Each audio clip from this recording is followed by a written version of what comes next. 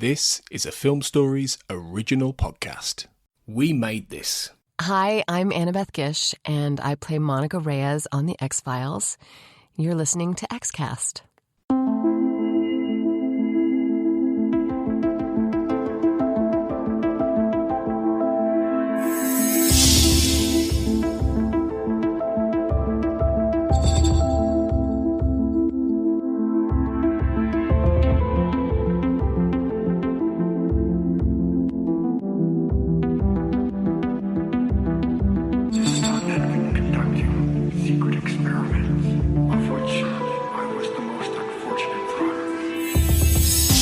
Welcome to the Xcast. The truth is in here.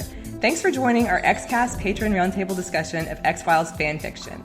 I'm your host, Marlene Stemme, and I am delighted to be joined today by patrons Caredwen Foley. Hi, Caredwen.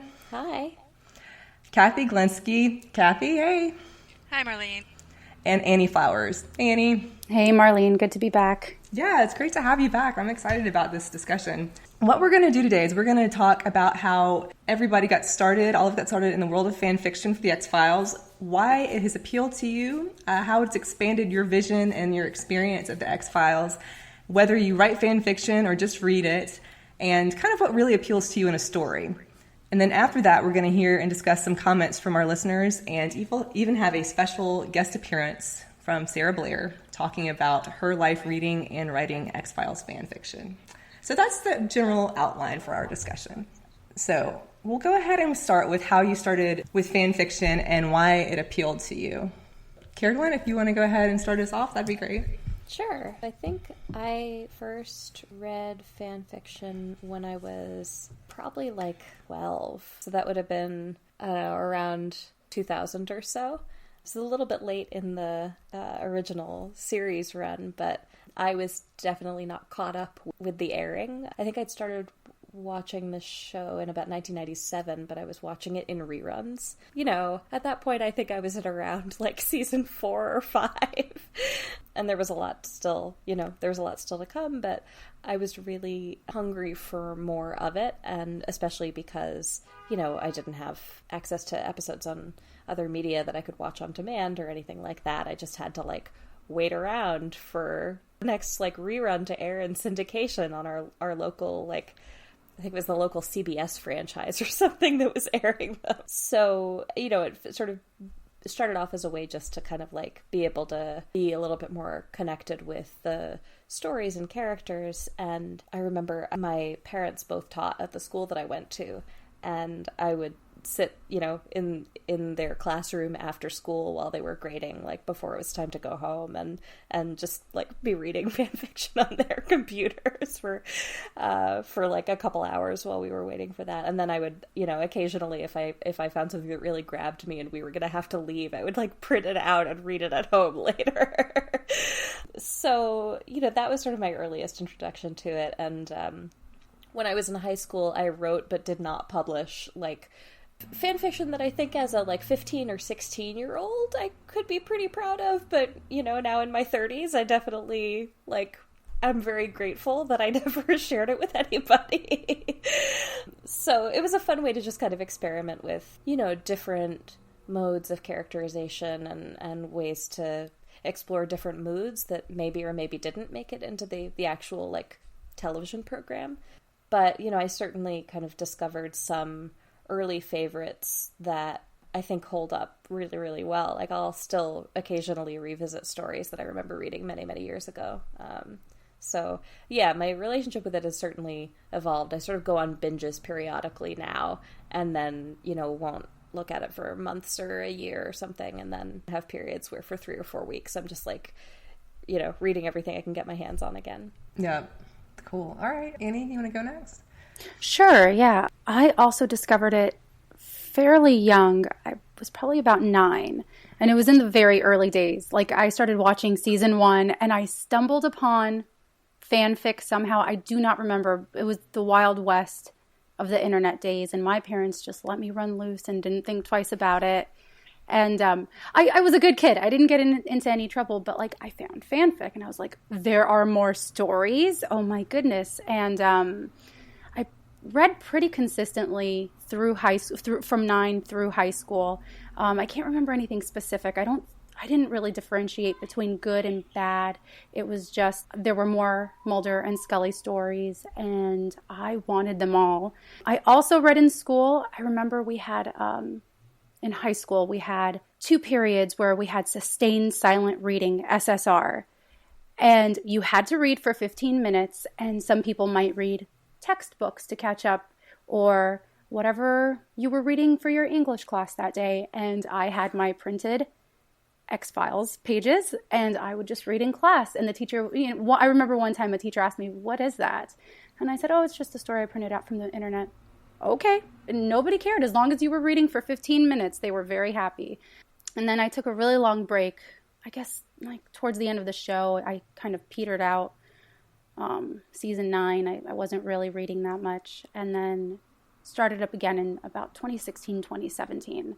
And have been going really hard on the fanfic since then. But it's evolved a lot. This SSR thing is legendary. I wish that had occurred to me when I was a kid, because we also had that. And oh, did you? Okay. Wish I had thought to print things out and bring them there. I mean, I wasted a lot of paper. My husband's an elementary school teacher, and he calls SSR, sit down, shut up, and read. Oh, yeah. I had a teacher say that. My experience with fan fiction is extremely different from both of you. With most of my fandom activities didn't begin until just prior to the revival. As the show was airing, I watched it, and that was it. I wasn't involved. I didn't know there was fandom. I didn't know any of that. But when the revival was announced, I started doing a rewatch, and I finished 6 weeks or so before season 10 was set to air, and I was just desperate for new content. And my family kind of jokingly said, "Well, why don't you read fanfic?" And I literally had never heard of it before. I had no idea what fanfic was. I did not know there was anything like that.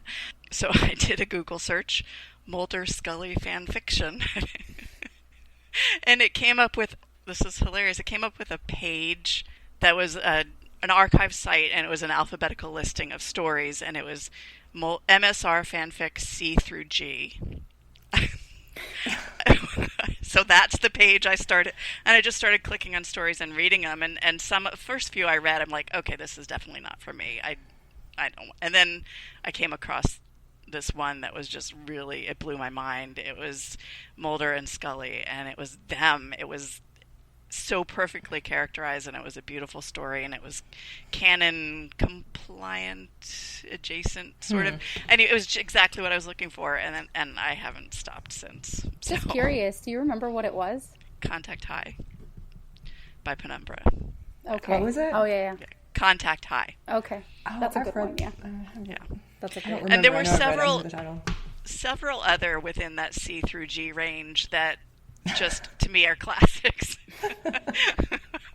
And I never found the rest of that archive. I just have C through G, but I have a bookmarked and I go back to it.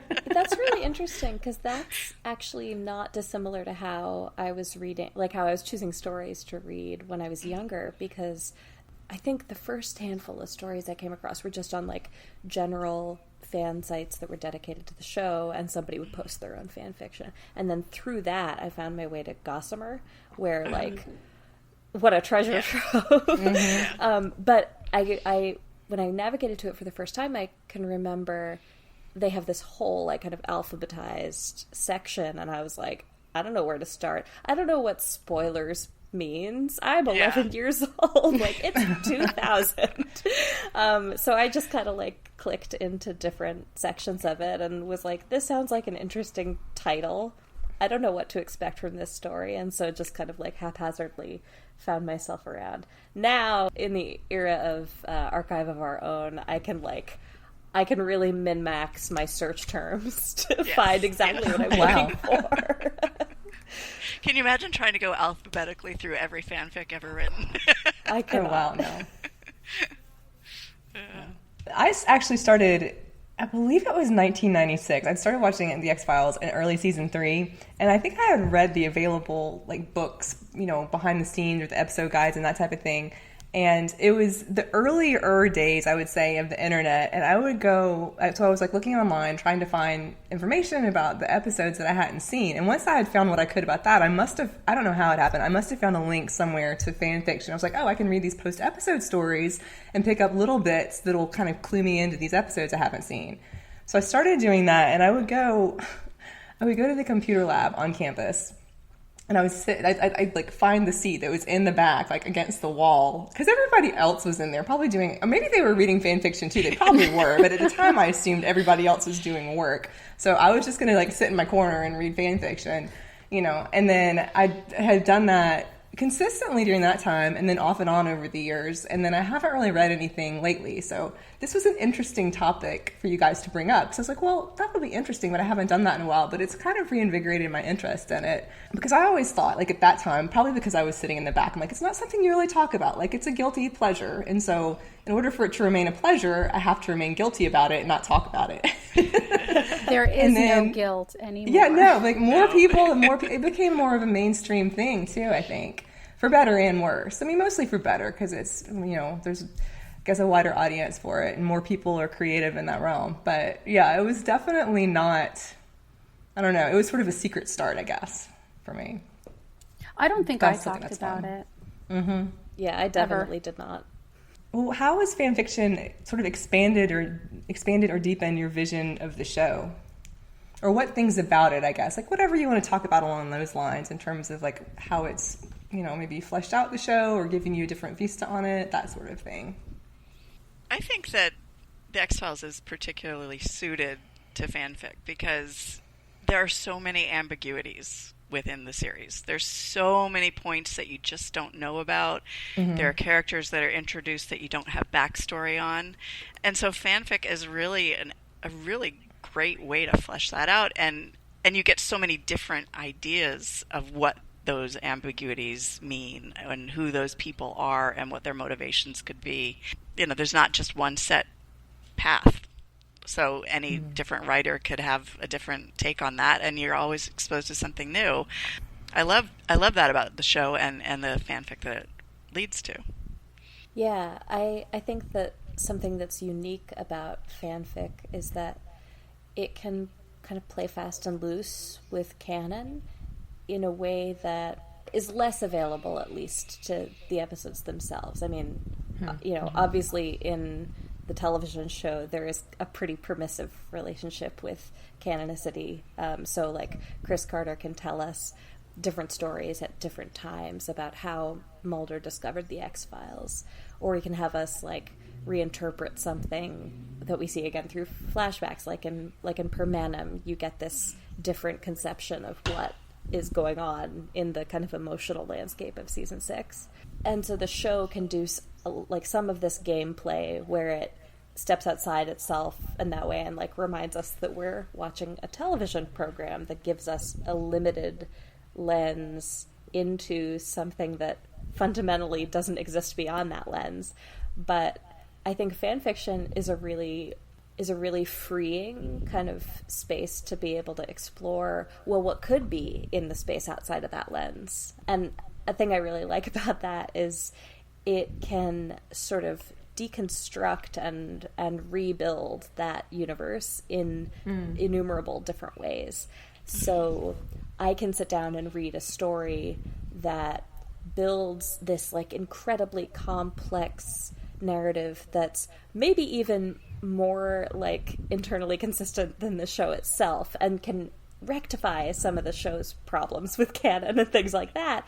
And then I can put that story down and pick up a different one that operates out of a totally different context, maybe a totally different like characterization or worldview or whatever, and that can build up something that is just as immersive and like just as satisfying and rewarding. So there's like just this constant dance of reimagining and rebuilding the show in totally different ways that is sort of satisfies the like appetite and hunger that you have for more stories, like you were saying, Annie. Just the desire to discover additional kind of ways into this world that otherwise wouldn't exist outside of the 45 minutes of it that we get in any given episode. And on top of that, like Cathy said, the show does lend itself to these kinds of stories just because a lot of times you won't get closure. They'll hint at something.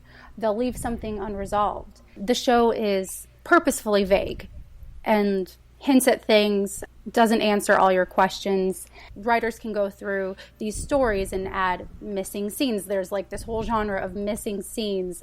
All things, for instance, like everyone wants to know what happened, how it happened. And the writers can go in and do their job, and then maybe you get that closure that you might not have had in the show, or you can play with your own headcanon, and then that maybe gives people the satisfaction, and not just with the sex stuff, but Samantha was never really, I didn't find it a very satisfying ending, at least at first. I think it's grown on me. It's very sentimental and beautifully written, but people didn't always like that. And it's really cool to see what someone else might have come up with. I think that is really interesting, the kind of elephant in the room of like, oh, everybody just wants to read fan fiction because of sex, because it's not in the show. Well, I mean, I'm okay, there are certainly like some instances where I think that's true, but I think that it's such a reductive examination of what, is a medium that's uniquely well suited to tell some of the kinds of stories that the X-Files tells or doesn't tell.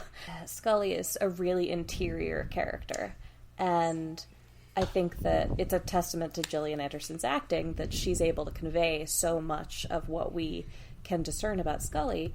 But there's something about being able to explore her character on the page that gives a little bit more latitude to be able to tell stories that you might not get in the show, or that you wouldn't have necessarily the same like kind of texture to as you can if you can, immerse yourself in somebody's internal monologue in a way that you can only kind of touch on if you can only react to somebody's facial expressions or body language or other kinds of things. So I think there's something special about the written word that lets you examine some of those questions. I think some of the fan fiction around season 4 is spectacular because of that, because so much of what happens in the Cancer arc is this like transition from a relationship that Scully has to the X-Files and a relationship she has to Mulder, I think by virtue of that, that's evolving because her amount of skin in the game has just dramatically changed. I mean, she's had quite a bit of skin in the game for a few years now, but that sort of throws her off her axis in a way. But she's a very introverted, like very taciturn character, and so you don't necessarily always get the same degree of insight into that as you would on the screen as you can, in a story that's examining that a little more closely. And I think sometimes that can tip into being, it can feel unsatisfying because it can be overly sort of fan service-y. I think that's a dynamic that fan fiction sometimes struggles with a little bit. Like, you can share too much and you can be too like explicit and remove some of the mystery of what somebody's feelings or motivations are.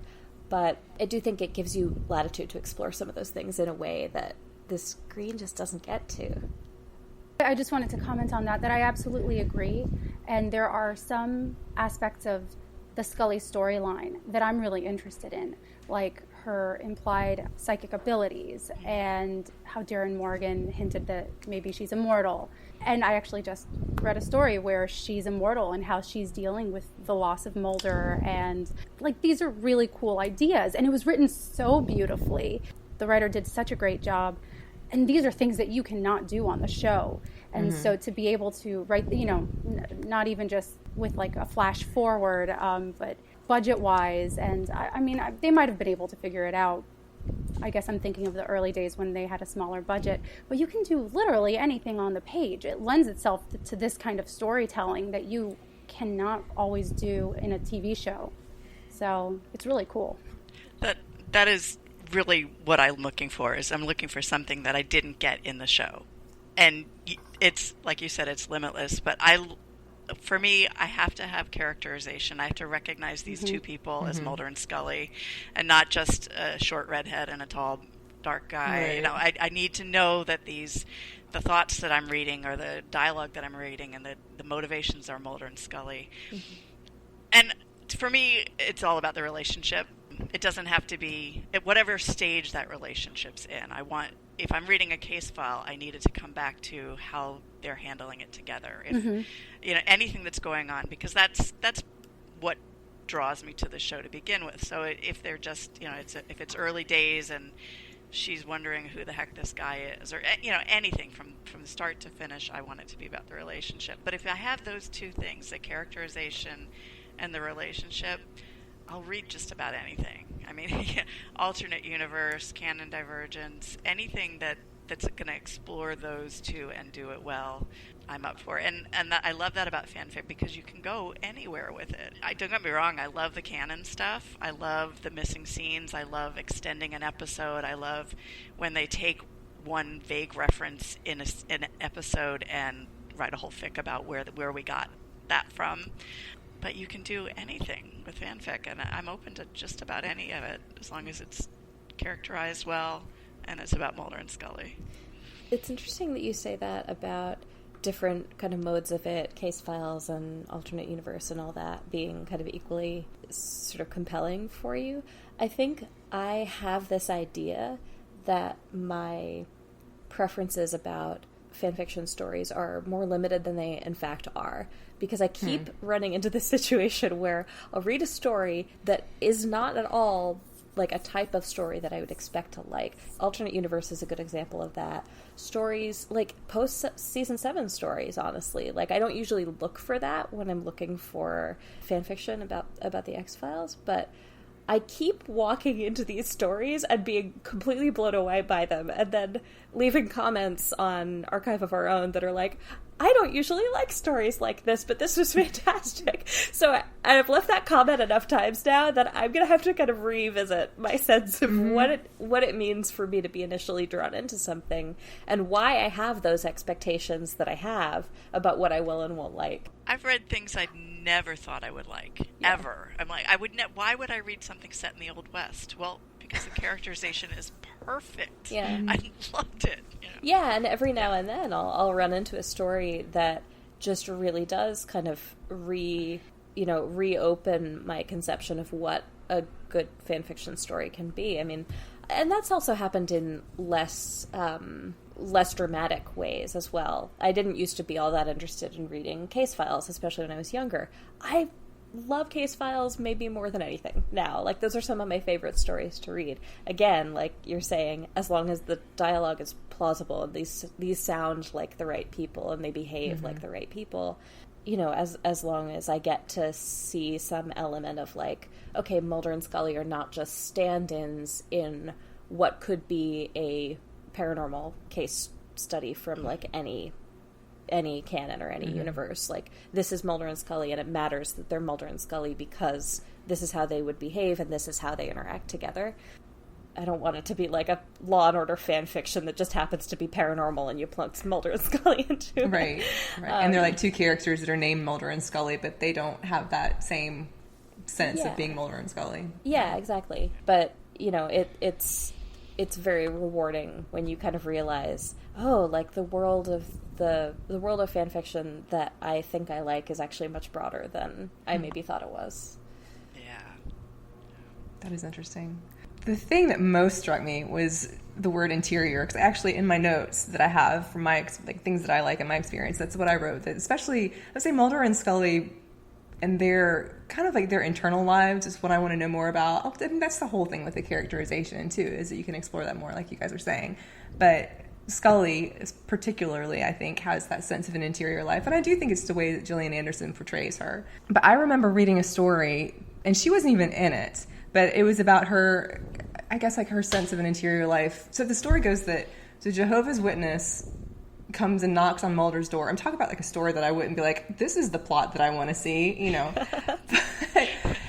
And he lets this person in. This has been years since I've read this, but what I remember is like he's talking to this person that's come to him as a Jehovah's Witness, and somehow they're discussing what happened in Anami. It was a post fanfic for Anami. and he's puzzled and upset or whatever by Scully's behavior. And the entire thing goes to her looking for some sort of like redemptive act after she had shot Donnie Pfaster in Orizon. And I was just like, I never would have put those things together. Wow. But once I read that, I was just like, ooh, and it made complete sense within the story, but I would never have connected that had I not read that story.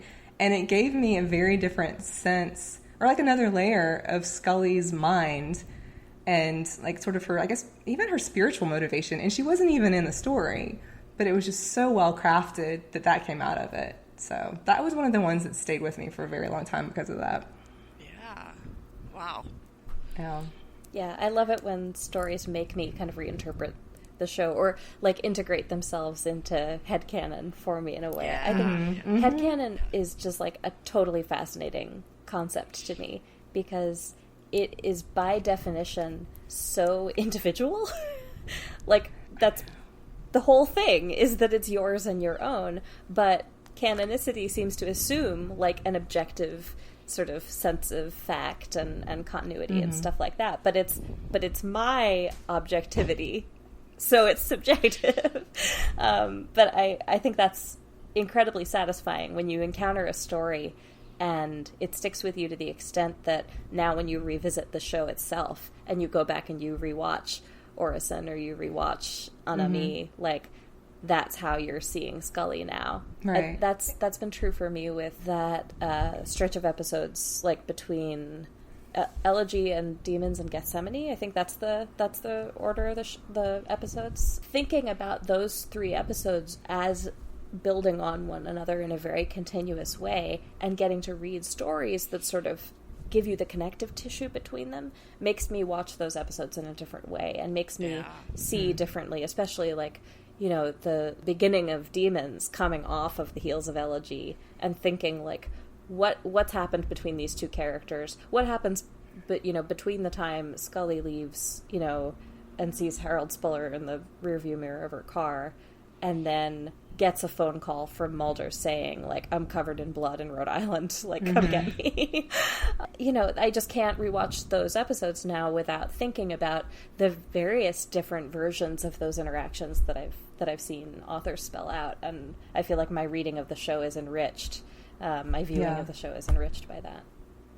That's really interesting, too, because I think that part of the show, and especially, like, those 3 episodes, constant, like, building of tension and stress for both of them, particularly I would say for Scully, but then depending on what you read or what you've sort of incorporated into your headcanon, I guess, like if there's some sort of catharsis or something that's happened, or even like something that she's come to in her mind after that would break that up. Like it would change the tone of the viewing too. Well, what other things appeal to you in a story? And we've talked a lot about that. But just in terms of, I'm thinking about what Caredwen was saying about broadening, you know, like things that you don't think would appeal to you, kind of appealing to you. So for me, for example, one thing that I would never have gone into that with is like, oh, I want to read something that's funny because I like the humorous X-Files, particularly Darren Morgan's, but I wouldn't go into fan fiction. I would go into it for something that's more like dramatic or more like that internal perspective, which I think of as usually being something that's more serious. But I've read a few that they were funny, but it was more of the expression of their thinking that was really funny. Yeah. And I loved that, and I wasn't expecting that. So that's another thing that I've come to enjoy. You know what I've never thought I would like, and I found it, is Body Swap. I never, ever thought I would like that. But some of the funniest moments I've read in fanfic are Mulder trying to work Scully's body, just I've read that. Walking in shoes or whatever. And I think I've read that. I think they can be hilarious, but they're also so insightful because suddenly Mulder has a new perspective about what Scully's going through, and Scully, suddenly is. I never thought I would like them, and I have read quite a few of those that I think are hilarious and touching, and surprisingly so. I have read, there's one that comes to mind, and it was really funny, but it was more like the internal, it wasn't like funny, like physical humor. I mean, there was some of that, but it was more what they're thinking about what's going on and their perspectives on each one having to deal with the other one being in his or her body. And yeah, I would never have thought that would have, if I've read that, just that that's what it's about, I probably would have stayed away. That's reminds me of a story that I read recently in which Mulder switches between universes, or I can't remember if it's actually universes or if it's like timelines. Is it times colliding, where Mulder from the future goes to Mulder in 1998? I want to say, and then 1998 Mulder goes. As well. Okay. Yeah, okay. That's it's just kind of an interesting genre where either like somebody switches places with their past or future self, and or somebody switches selves with their like alternate universe self, and has to figure out how to relate to the other, like relate to Mulder, relate to Scully, from a perspective where they know things the other one doesn't, or where their experiences are completely different from the other person's. And the reason that's a kind of surprising genre to appeal to me is that, to be honest, I can kind of take or leave the, like, paranormal stuff. Like, the things about the X-Files that appeal to me are, I really like the mystery elements of it. I really like the conspiracy elements of it. But, like, the alien stuff and the cryptids and, you know, like, having a world that is fundamentally magical in ways that we don't experience our world as necessarily being. Like, I'm indifferent to those aspects of the show. So when I find a story that is like completely rooted in those and cannot work without them, and then that story is so dramatic and compelling because it uses that as a jumping off point to deal with characterization and like sort of theory of mind and the fundamental like challenge of relationships, which is the fact that you can never fully understand somebody else's experience, to be sort of abruptly put in that situation by being time swapped or universe swapped or whatever, is a really, really cool way of getting into that like fundamental principle of, you know, drama in interpersonal relationships. So I think it sort of like grabs me and pulls me in to this, you know, facet of the sort of psychological elements that are really appealing to me, but it does it in a way that superficially I don't necessarily care about. I have read a few like that and that I surprisingly enjoyed. I didn't think I would. I thought it was just too paranormal silly, but when you get the characterization, which is really the key, and you see the character that you know and love gaining insight and growing, it's very satisfying. I like the paranormal things that are more psychological, I would say, like mental abilities, those sorts of things. I am not a big sci-fi fan in general, or at least, but I've decided it's the trappings of sci-fi, because when you were talking about the body swap, which I think that's paranormal, it's kind of science fiction-y too, like it's a little more on that end, just as a phenomenon, I would say.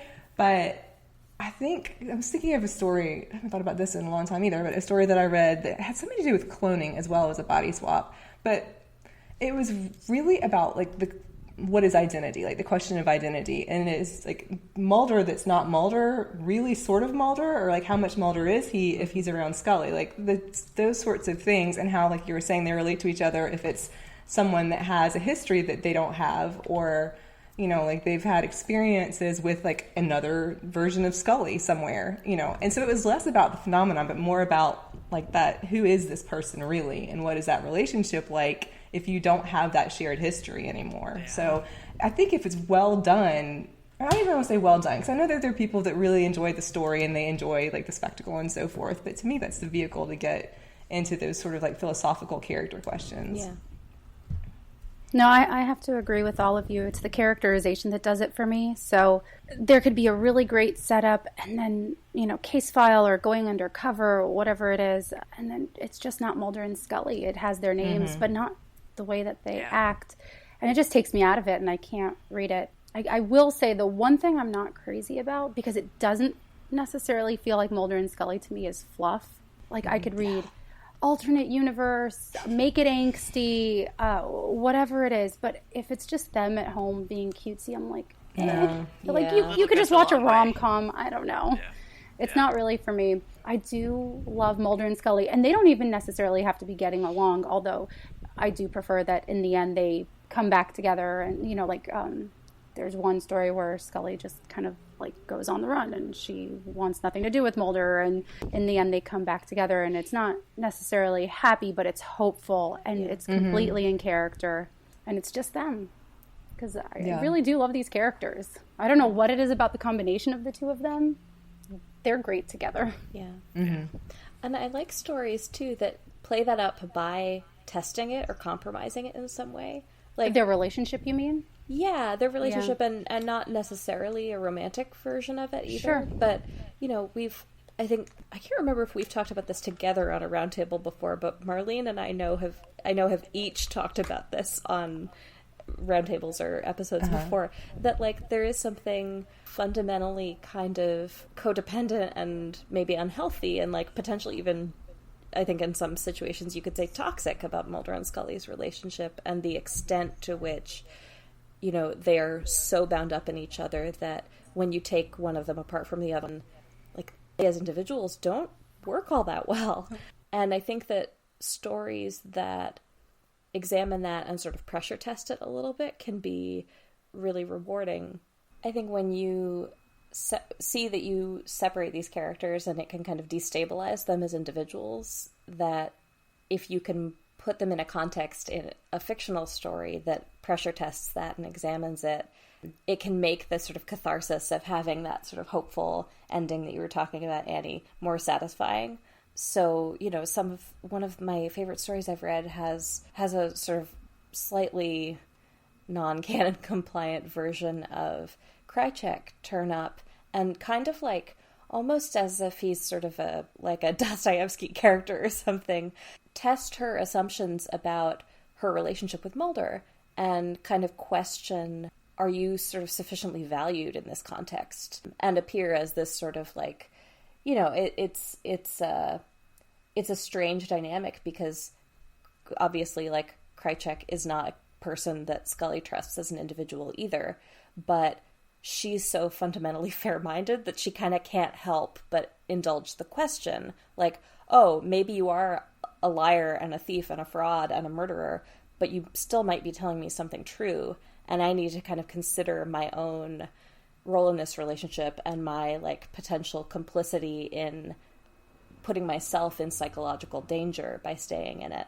And I think that's a really exciting, kind of interesting dynamic to be able to strike, and something that the show itself, you know, if it tried to do that, I think it would feel like it was hitting you over the head with something, because to see Scully entertain that on screen would feel a little bit like a betrayal of that sense of interiority that we're used to, where she like just keeps things very kind of personal and very close. And watching that kind of interaction, especially with a character like Krycek, I just don't think you would be able to buy it in the context of the show. But I think in fan fiction it can kind of work. You can take this, you know, this situation that would feel outside of the character and unrealistic and stuff, and you can use it to say things about Mulder and Scully's relationship that are like very true and very rooted in the reality of the show. So I find that really, really satisfying. Yeah, that's interesting. I mean, I know that I've read somewhere they're separated, or where one has questions that you wouldn't be able to have entertained on the show, you know, like what you're talking about, and you certainly wouldn't have the internal processing of that to have them come back together. And then just some things that end, like, not even ambiguously, but where it's not all fine, but there is, like Annie was saying, like some hope of going forward, you know. And I think that there are episodes that are like that, and I tend to like those stories as well, but I think you can do more about like what's really going on if you're writing a story about it. And you can do it in a longer format. You know, you might be able to devote 1 or 2 episodes to that. I mean, maybe if they did it now, it could be a season's worth, a short season where you could explore this. But in a fanfic, you have 85,000 words, or as many words as you want, and you could really delve into that. Whereas in a TV show, you might not be able to. Right. And even if you're with fanfic, even if it's primarily a case file, you still can view this case in the context of their relationship. What it's doing to them individually, what it's doing to them as they're working together, how they're responding. And Annie, you're saying you don't like fluff, and I can't handle a lot of it, but I do want some, because I want these people to be happy. But so for me personally, I'm not going to read a fic that's about them breaking up, that it's set solely within a breakup period. And then leaves them there. I won't do it. But I don't mind seeing them go through things and work through them, and as long as we end in a hopeful place. But I loved angst that has to do with them against the world, where the two of them are not necessarily at odds, even if they're not on the same page. I love Cancer arc fic. It's as angsty as you can get, but it's not them against each other primarily. I'm too sappy, I guess, to to want them left unhappy or in pain. Yeah. I think I like a more, it kind of goes along with what Annie was saying about not liking fluff, because I like it to have a more restrained tone for the most part, because I think that is in keeping with who they are as characters, like 99% of the time. And I feel more emotional about it and more invested in the reading if I'm able to like have the emotion kind of come out a little bit, rather than just being hit over the head with, they feel this way, Mulder is sad, or whatever. Not that somebody would write that, but you know what I mean? Like, if it's just like too much sentiment, then I don't tend to care anymore, because it doesn't seem like those are the people. I feel the same way about it. I think that feeling hit over the head is such a constant risk of something where you're putting words on the page, because there's such a temptation to just like tell what these people are experiencing. But, you know, just as with any kind of writing, I think the best fan fiction shows you instead. Yeah. I was going to say that I thought season 12, the written season 12, did a really, really good job of having them together, fighting off the bad guys, you know, without getting too specific about what each episode's about, and without that heavy-handed fluff. They live together, this is what they do, and they go on with the rest of their lives. And I thought that was a really good balance, which is partially why I liked it so much. There were 2 season 12 series fanfics. One, the more recent one, was like 6 episodes, and it was like a whole season. And then there was one that came out like right after season 11 that Adam Silva, who's one of our patrons, wrote, and Valerie was part of it. So there's 2 separate series of season 12 episodes. I was talking about the more recent one. I haven't read the other one, yeah. Oh, okay. Yeah, and I think they both did similar things. Sure. It's like, these are really good episodes. It was like you were watching another season of the series, and it wasn't, the more recent one especially was, they're together, but they're still solving these cases. Right. And so the relationship's there, but it's not like fluffy. Right, it's not the main attraction. Yeah. That was one thing I really liked about the actual episode. This is like, you don't quite know what's going on. Like, they may or may not be living together, but it wasn't the crux of that episode wasn't like having a long domestic conversation, which I tend to wouldn't care to see anyway.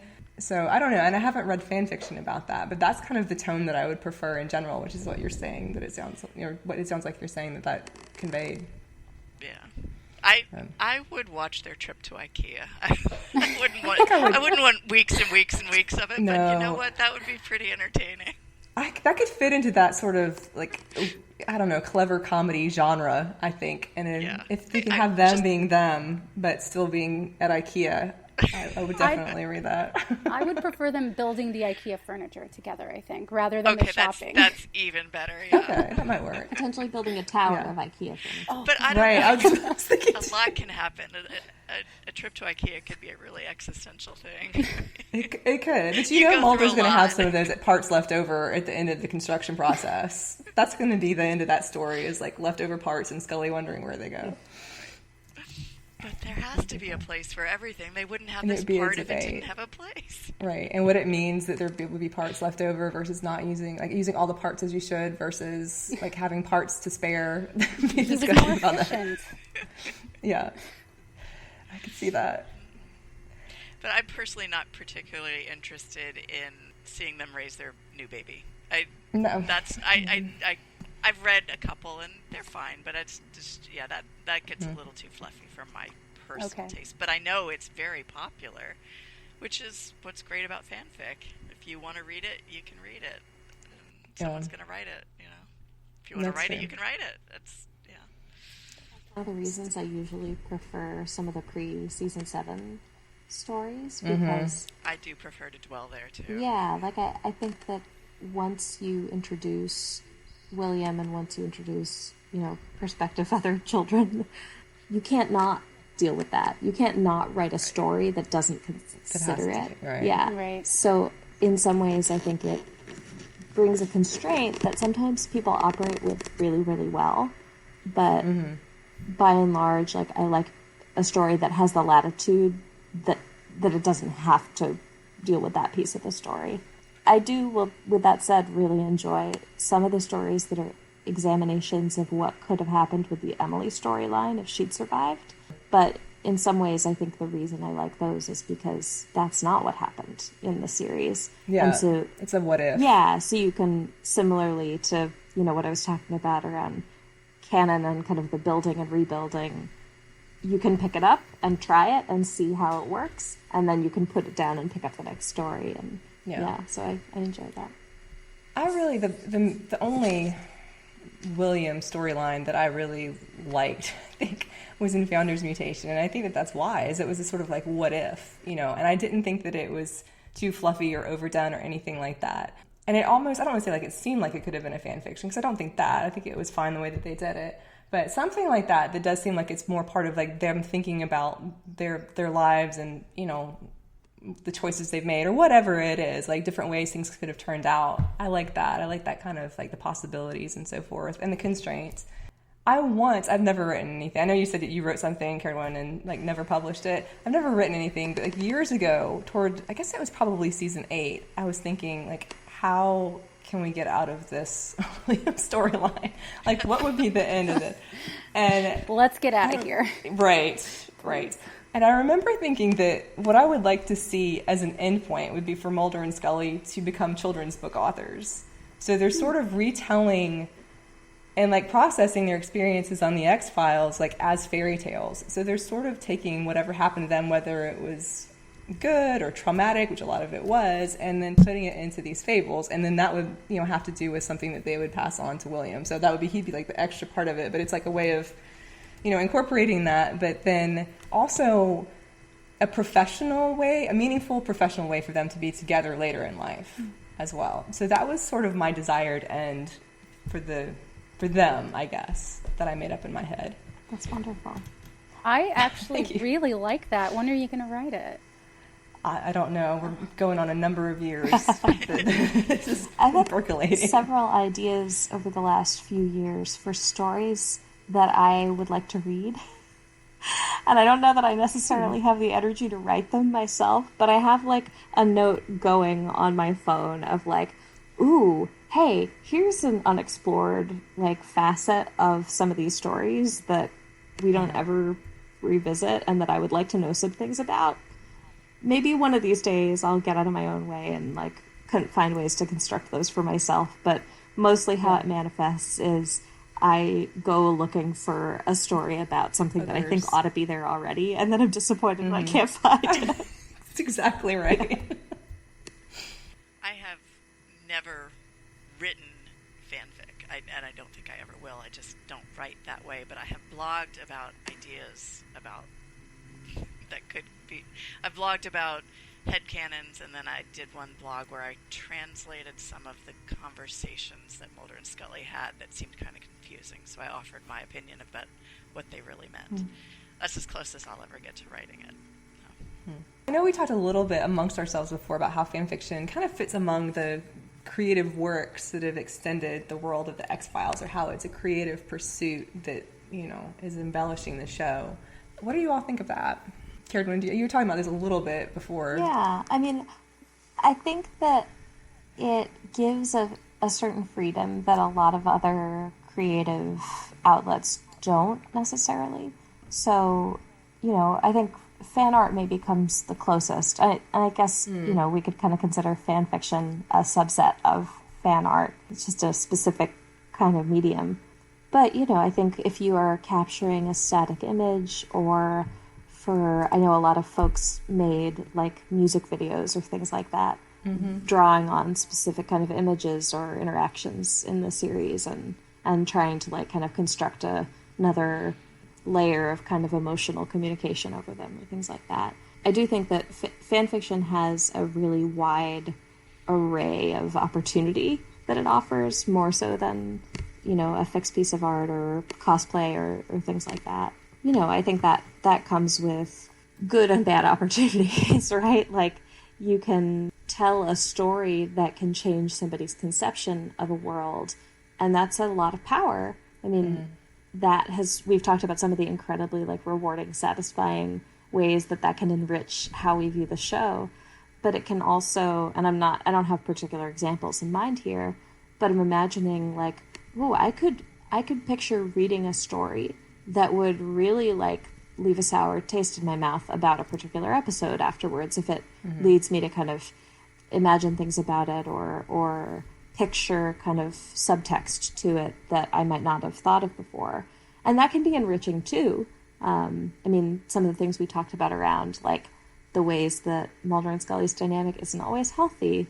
Some of the ways that has revealed itself to me over time are because of ideas that I've seen people examine in fan fiction.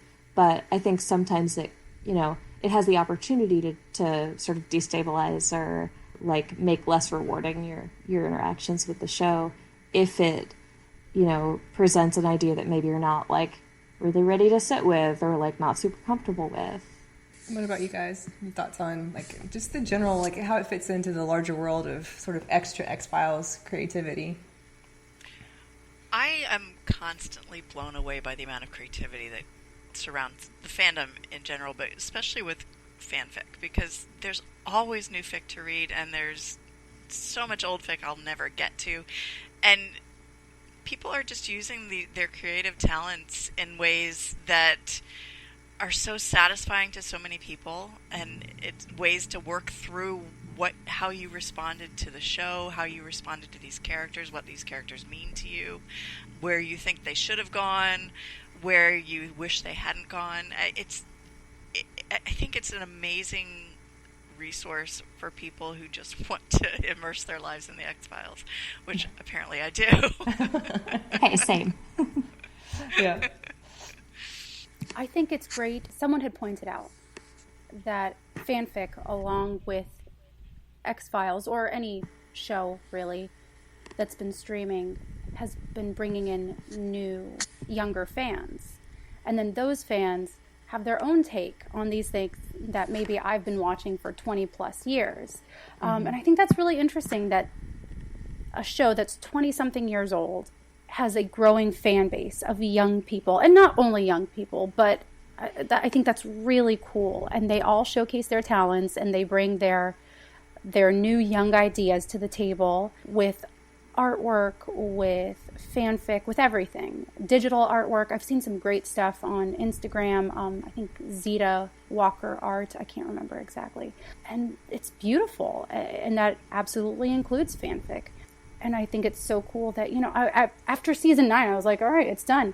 And then I never expected to read fanfic again. I never expected to see the show again. And here we are. We had the revival. We had another movie. They're talking about a cartoon. And would this kind of excitement have been generated had there not been the growing fan base and the interest? And a lot of that, I think, is, virtual season 12 that we had.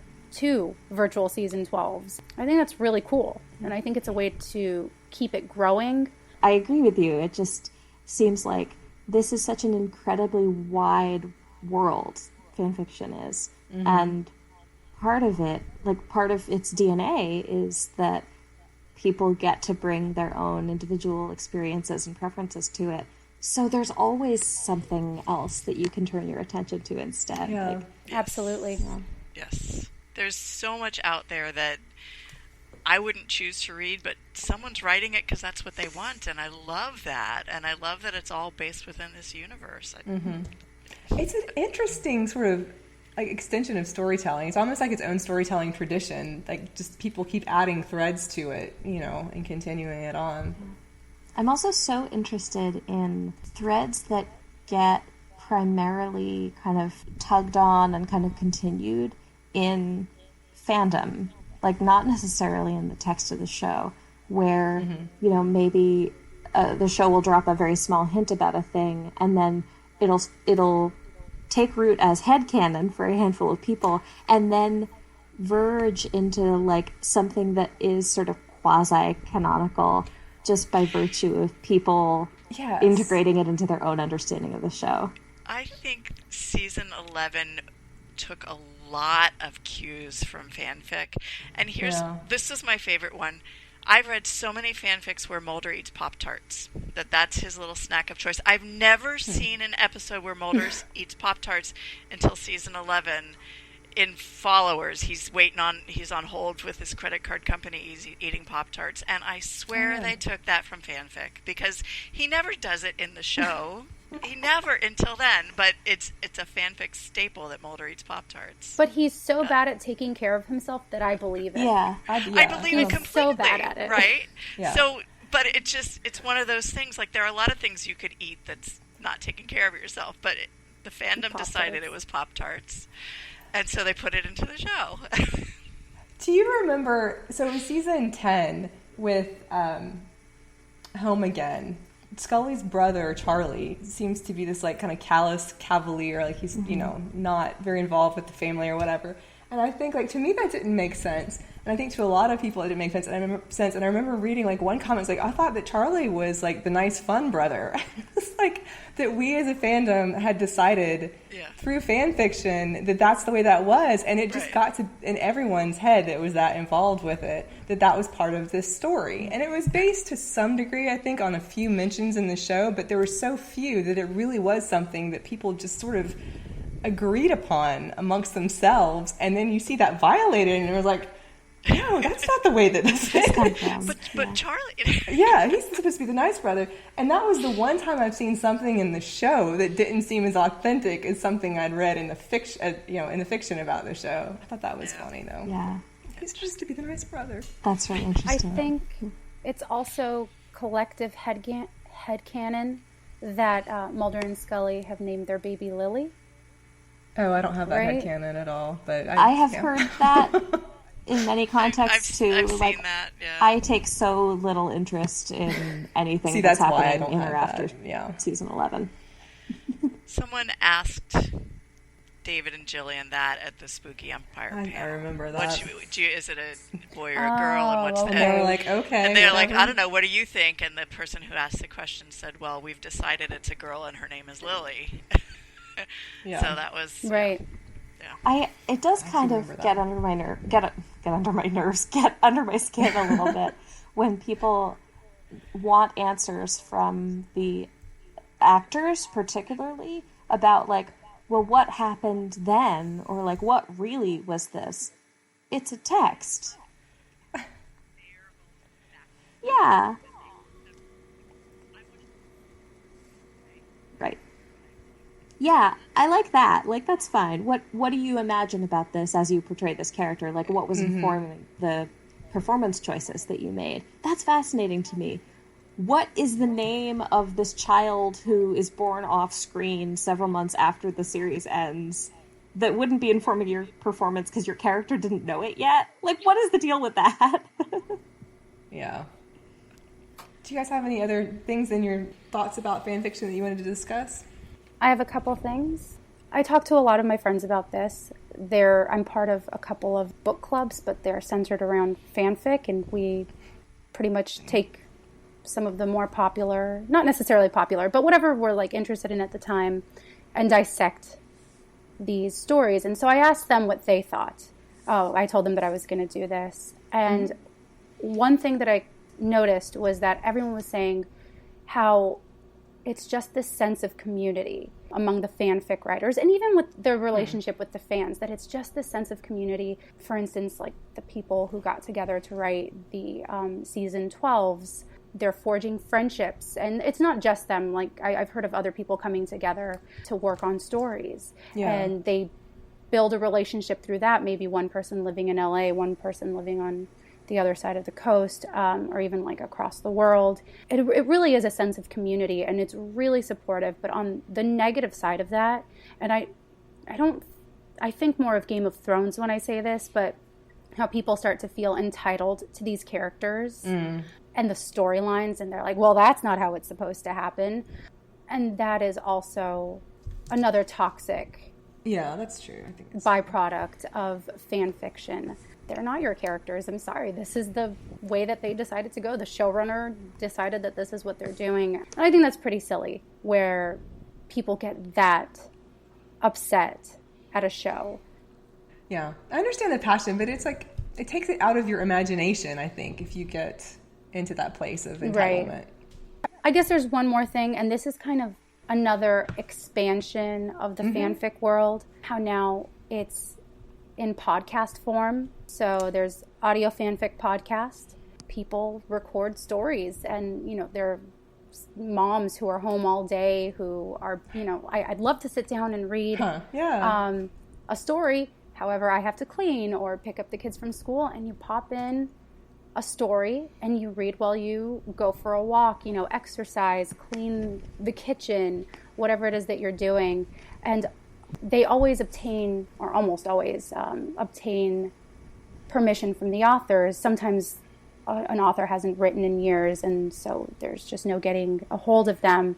And most authors are really excited about this new way of sharing stories. I think there are only a couple that have said no, absolutely not, for whatever reason. And it's kind of exciting that, again, it's still growing. That's wonderful. I didn't even know that was a thing. Me neither. I've never heard of that. I've been listening to that on my walks all week. Really? Okay.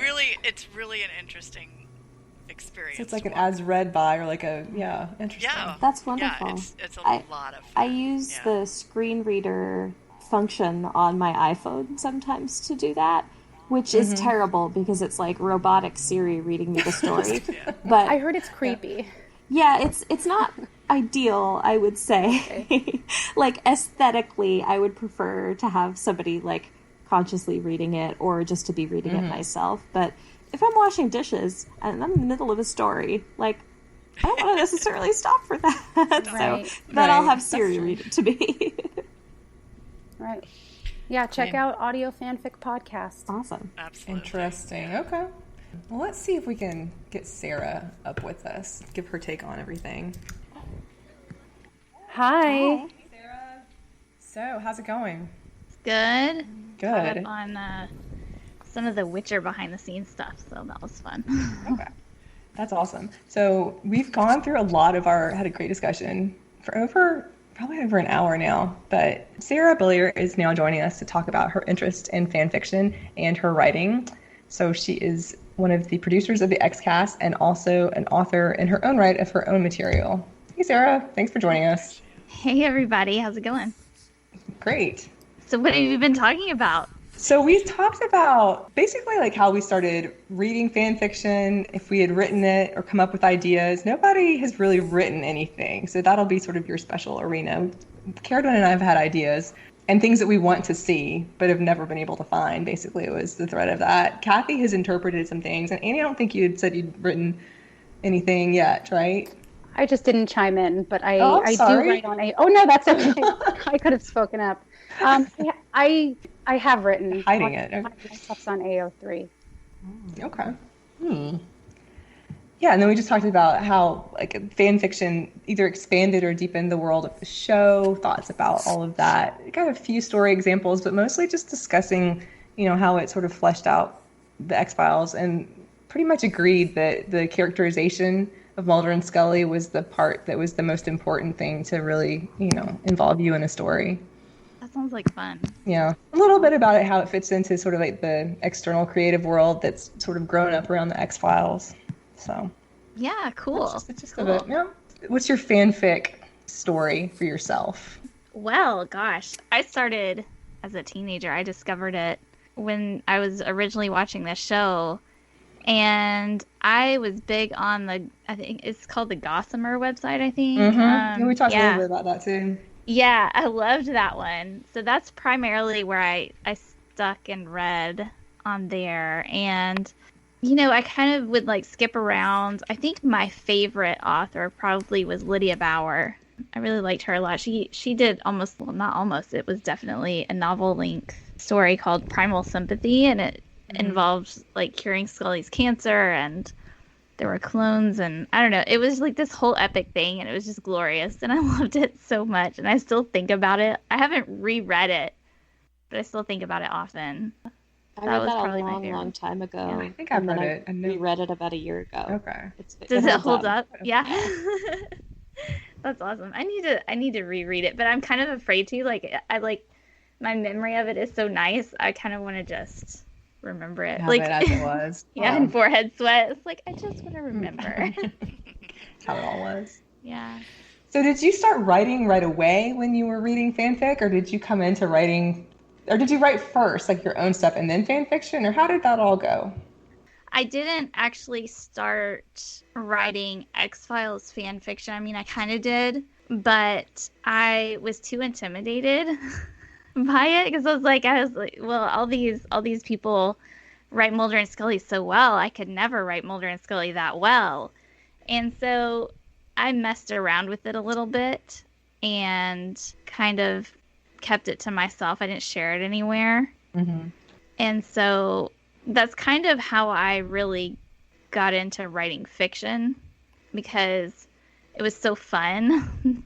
Reading the fan fiction and writing it. I was like, well, I could practice with these characters and then start writing it. It was almost kind of parallel. Like I started writing my own characters about the same time and started exploring writing fiction. And I always liked to write. I always had fun writing stories and telling stories and everything like that. So, I mean, it's kind of a natural progression, I guess. I mean, I didn't really save any of the fanfics that I wrote because they were just really terrible. So it was kind of like a natural thing, and I sort of just evolved into writing my own ideas. And I went to school for writing, got a degree in creative writing. I was like, oh, that's a thing. I can actually get a degree in creative writing. I can write stories. And so, yeah. And, part of the decision to get a creative writing degree had a lot to do with the fact that I didn't actually have to take a math class. I could just take a logic class. I thought you were going to say it had a lot to do with the X-Files, but... Well, it did. I mean, in part, a lot of it did, because I did want to be a forensic pathologist like Scully.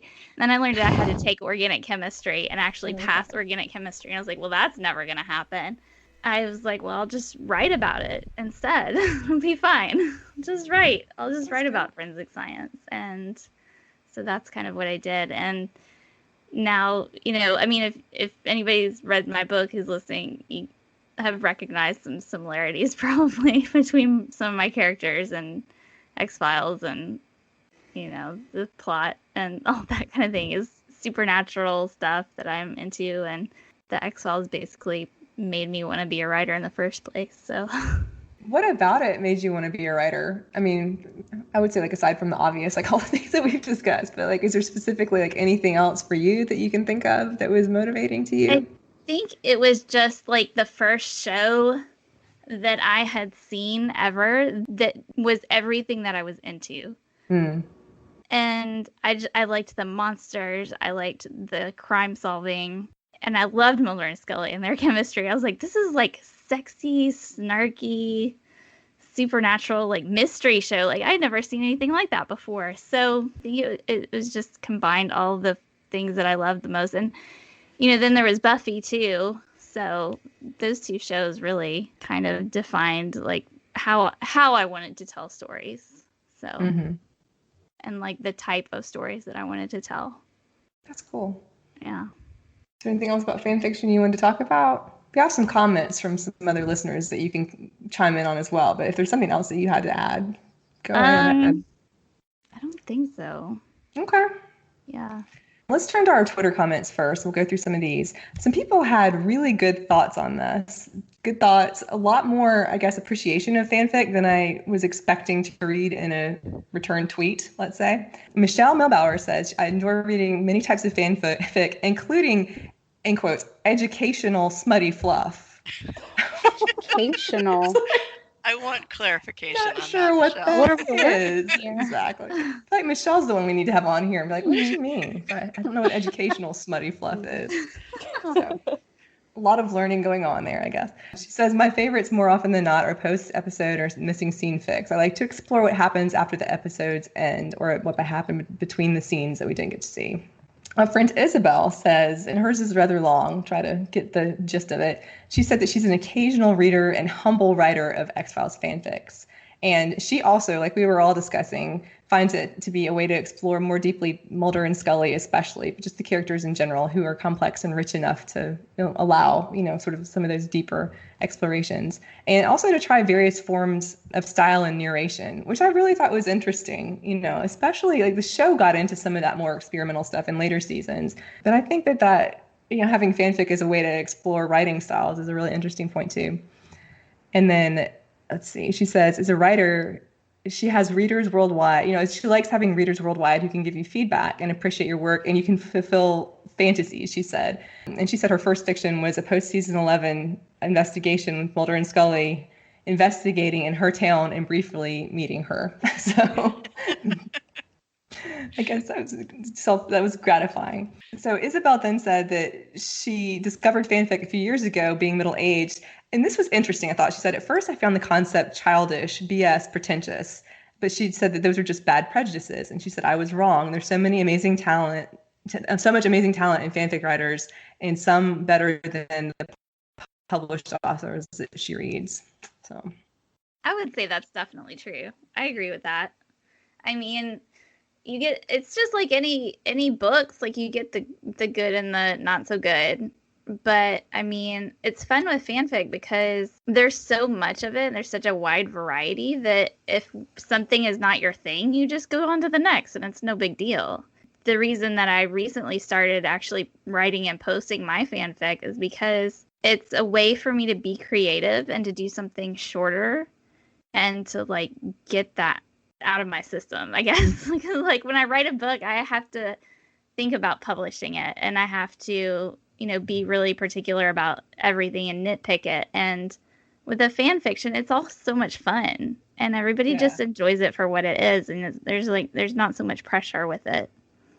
So I can understand that. And I've read all of Isabel's fic. She's a good friend of mine, and I love it. And what's amazing to me is Isabel and quite a few authors out there are writing in a language that's not their first language. That English is a second language for them, and they're writing these characters and expressing themselves so well that we see it as though it's playing on our screen. And I think I'm so impressed by that, that they can take this talent for writing and do it in another language. It's amazing. Yeah, it's incredible. And, I'll plug Isabel's fic. She did this alphabet series where she A is for this all the way through Z, and just seeing her talents develop from A to Z was amazing. But just her unique perspective on Mulder and Scully and their relationship, it's definitely worth a read. So check it out. Yeah. I liked. Oh, go ahead. Go ahead, Marlene. I was going to say, I thought it was interesting that she says that she at first thought it was childish and pretentious, and kind of like not official, like I would assume is part of what that is. And then sort of, discovered that there was a whole like different world to it. And it didn't have to be something that was completely official, and then got into writing it. I just think that's an interesting personal journey. Yeah, that was really interesting to me too, that I think fanfic often gets sort of treated as very trivial or like frivolous.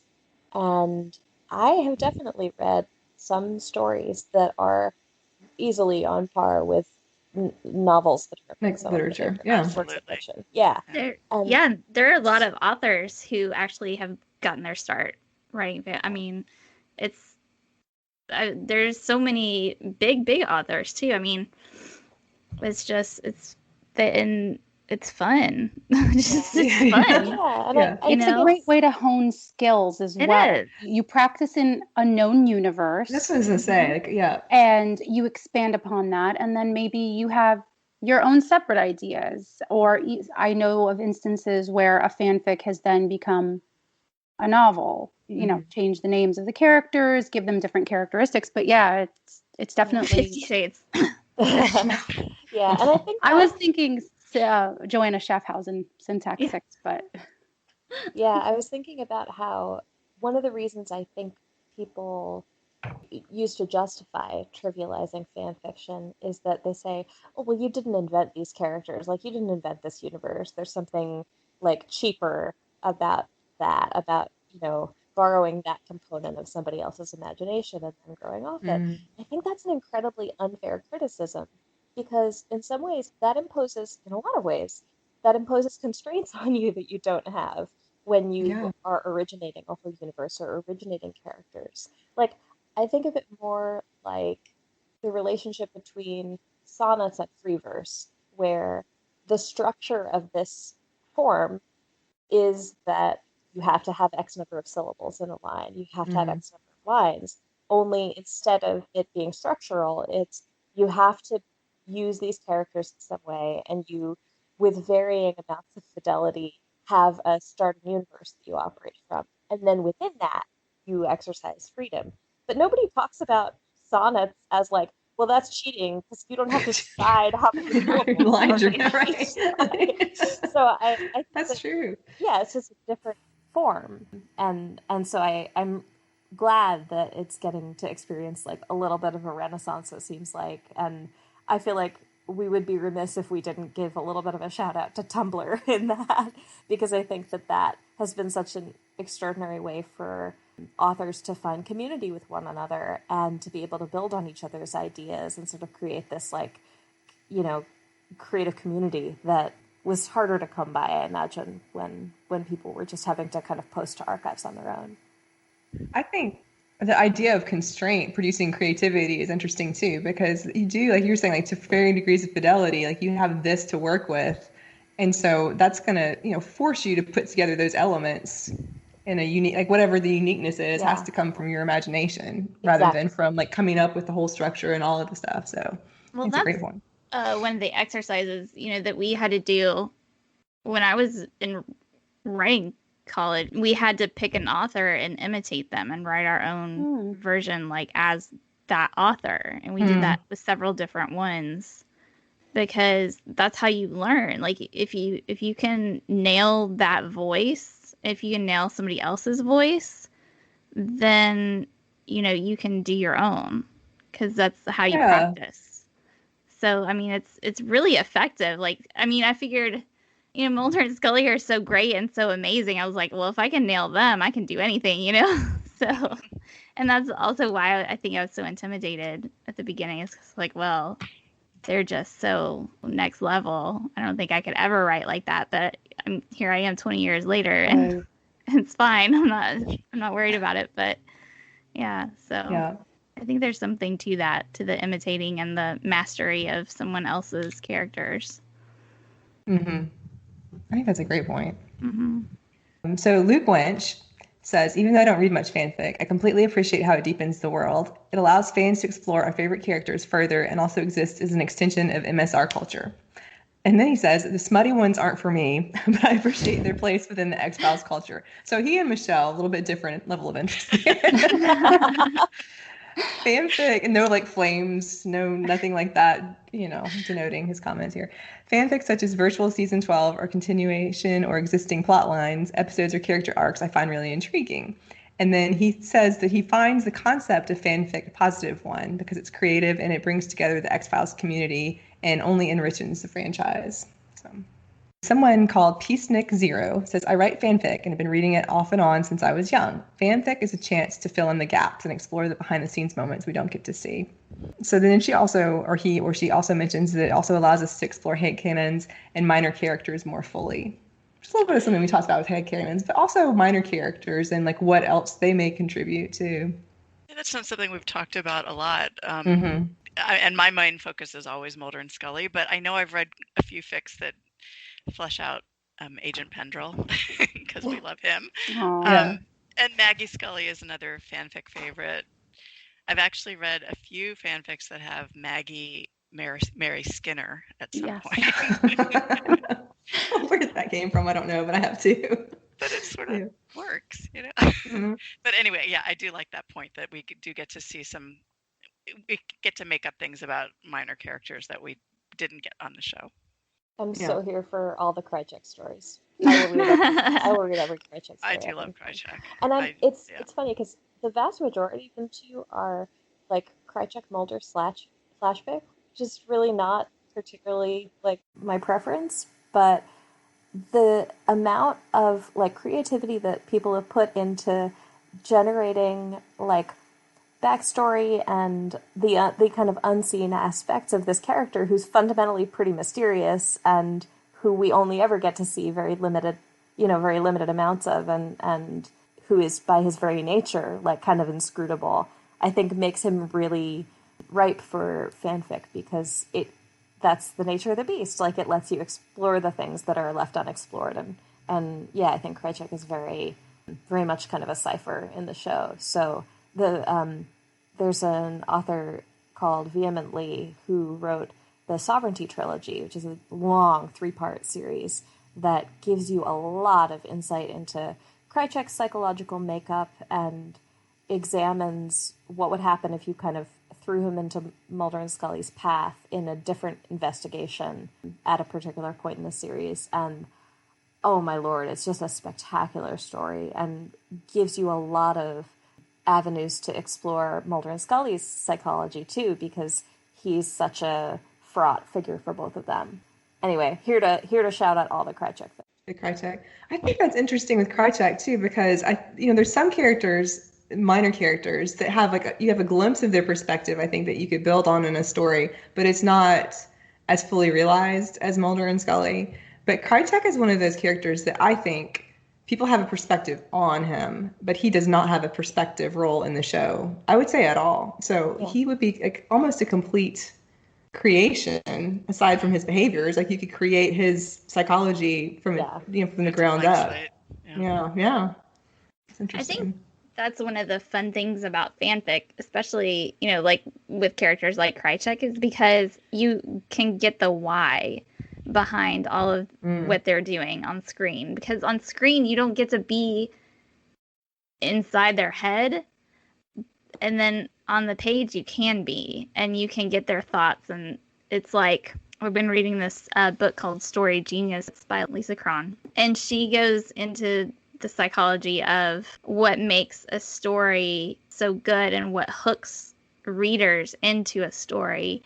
And it's the why behind the characters. And it's not necessarily the action or the plot or anything like that. It's the character's motivations. So I think having the opportunity to explore those things in fanfic is really the biggest draw for a lot of people, because you can really dig into that and flesh that out, and it's really fun to explore.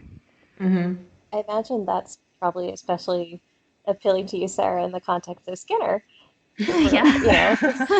We were talking early on in this conversation about how a lot of fanfic does a good job representing Scully, because she's a very taciturn, very interior character. And Skinner is like that too. Like, he also, kind of keeps things pretty close to the chest, and throughout the show, for quite a long period of it, is shown as in this kind of ambiguous way, and is just like the strong silent type.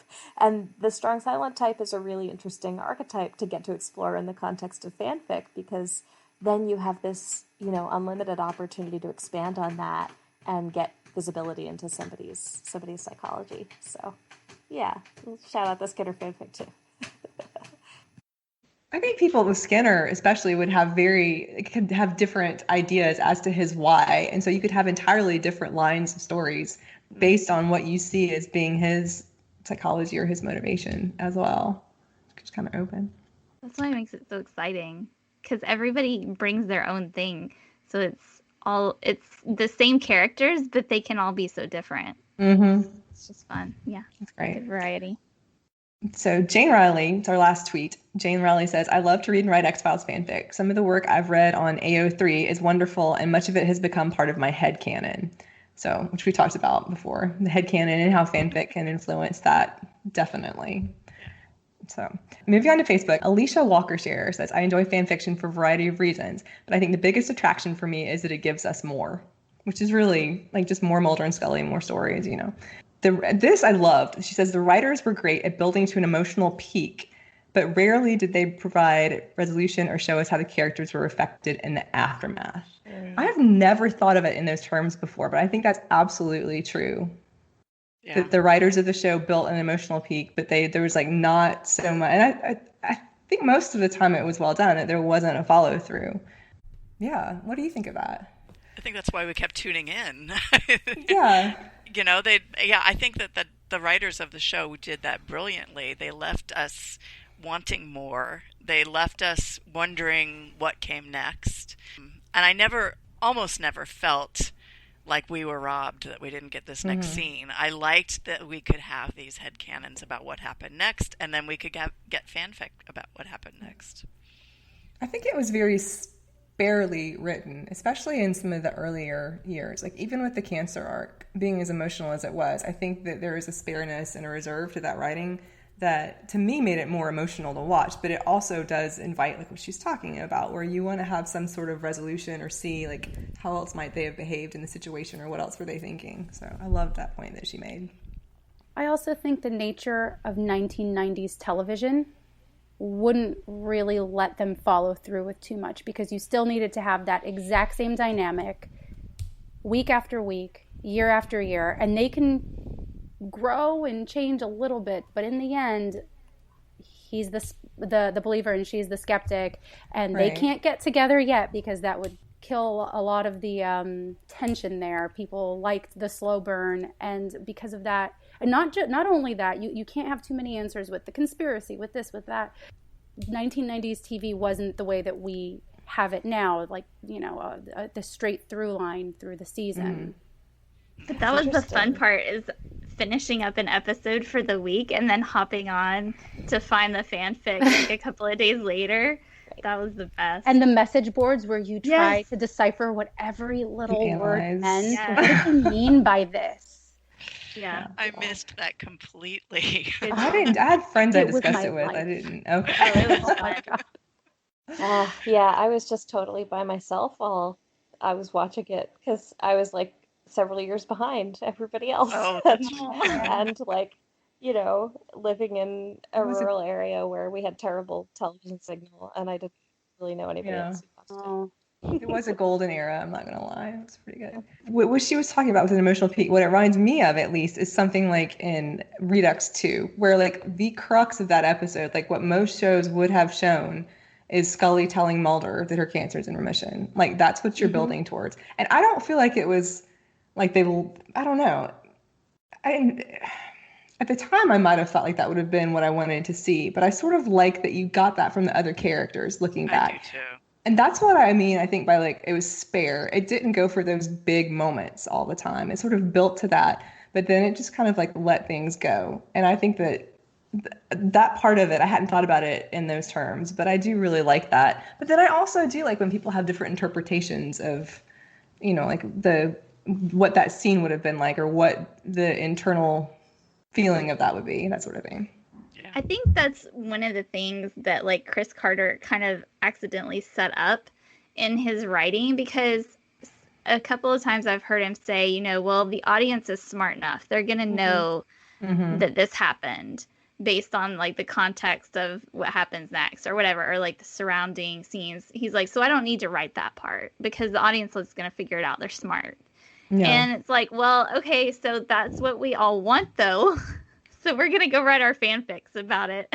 Yeah. So I think kind of his style is just like, well, I'm just going to skip the part that everybody knows happened because they can figure it out. And it's like, yeah, but we want to see that on the screen. There's so much that we don't get to see because of that. Yeah. It was definitely the rarer choice though, I think, in TV of that time. And then it's like you can see all of these scenes, I guess, in fanfic of the, versions of that maybe.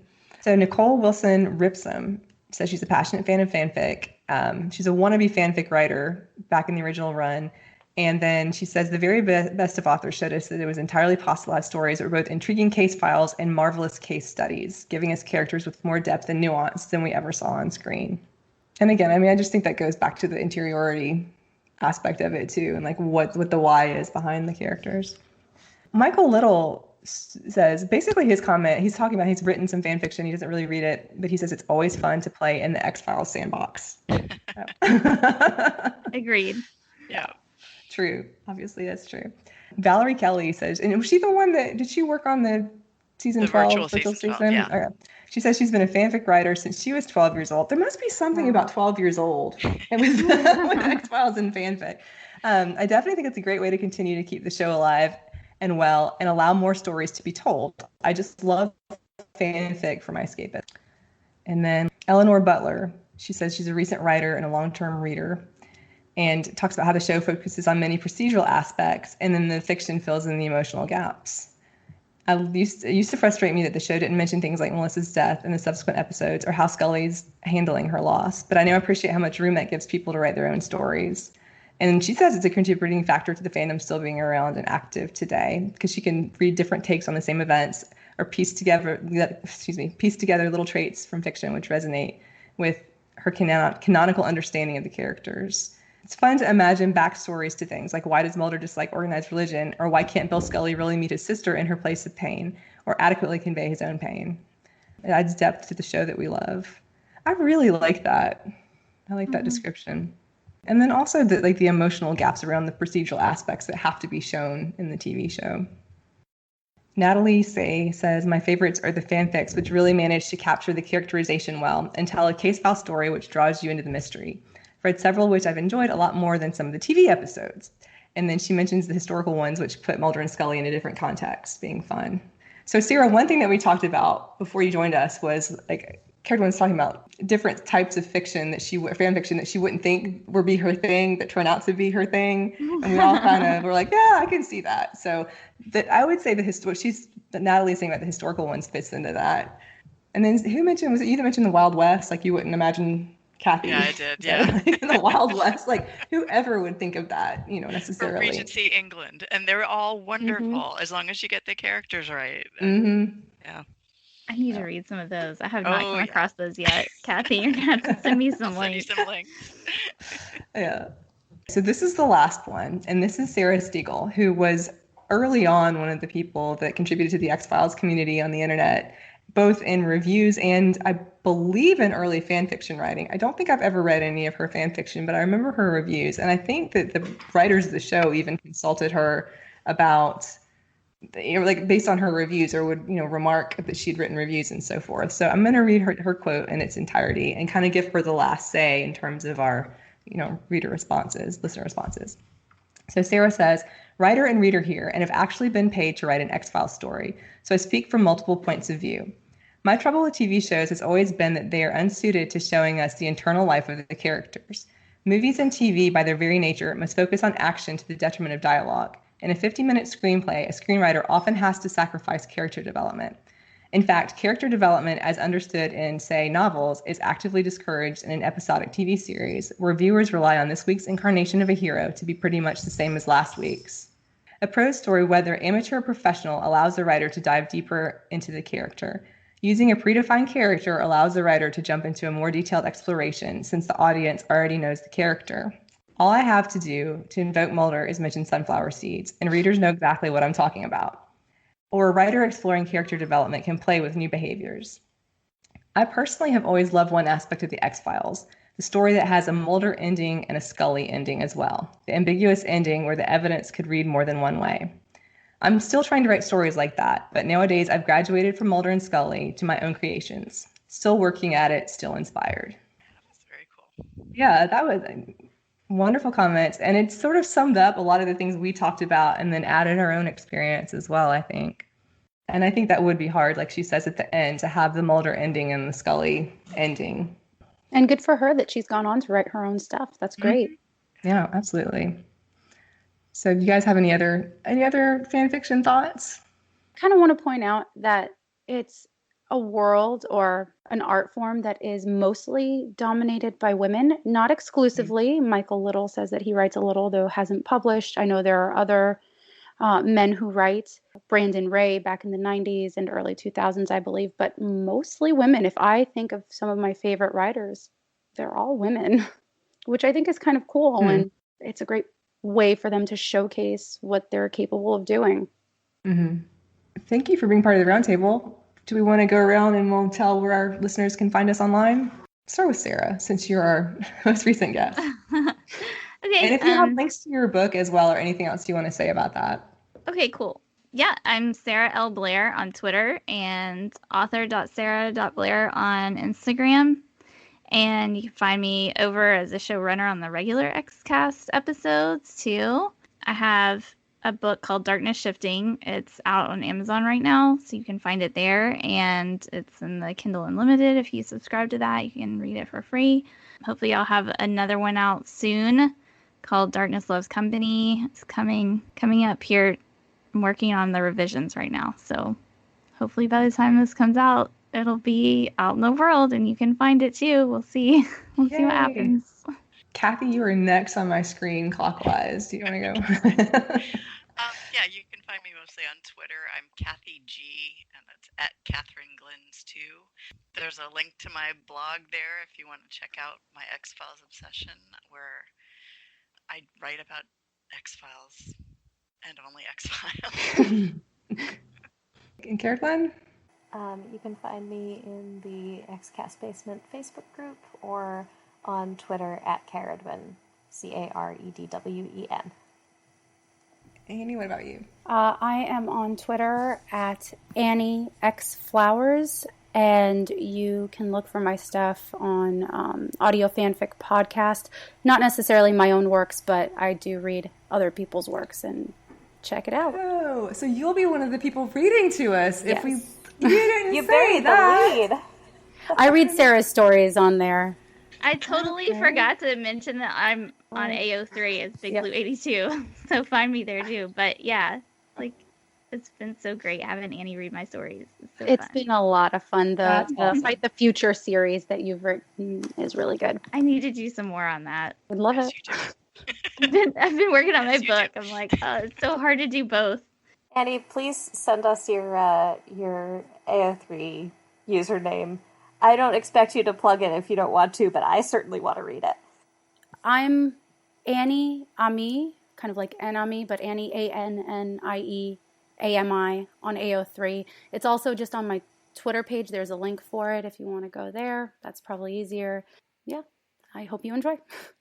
That's great. I'm on Twitter. I believe it's Marlene MHS on Twitter. And then I'm in the basement discussion group as well with the XCast under the We Made This Podcast Network on Facebook. Thank you guys again for being part of this roundtable. It's really been a lot of fun. Thanks to our contributors for sharing their thoughts on X-Files fanfiction. And as always, thanks to our listeners for tuning in. Until next time, trust no one. Elsewhere on We Made This. Frame to frame. And one of the things that is often levelled at Christopher Nolan is that he has sort of cold and feeling films about men. What do you say to those? Well, not in the case of Memento, no. As I said earlier, I think it uses narrative technique to paint a deeply troubling and emotional story of a man who is on a crusade of his own making, and it's unsettling, and it is very, very moving. I'm in a Band podcast. I just want to say Rob Halford is a hero for being in Judas Priest and also running Halford's The Mechanical Empire. No way, is that where? Like, that's his? That is his, yeah. Is that actually his? Yeah, that's not true. Is that true? That's fake news, guys. Oh, wow. Fictional fact? Dude, you sold that. That is a fictional fact. Sold that. That's a fictional fact. It's a fictional fact, yeah. Fictional. Yeah. I like fictional facts. I like fictional Essentially, facts. I like lies.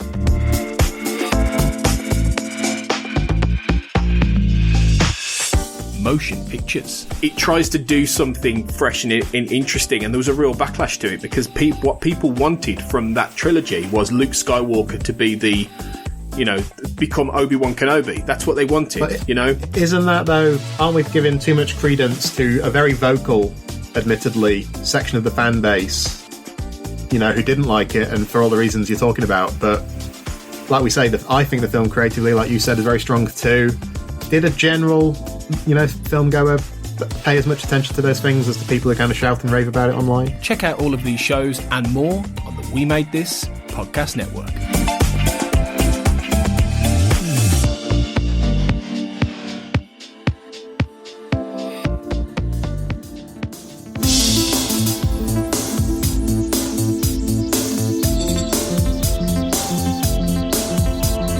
The XCast and X-Files podcast is produced and hosted by Tony Black, alongside a dedicated team of podcasters and X-Files fans. You can find the show on Twitter at the X_cast, on Facebook by typing in the XCast, or inside our group, the X-Files Basement, an XCast podcast fan group, plus on Instagram by typing in the XFcast. If you're a fan of the show, why not support us on Patreon?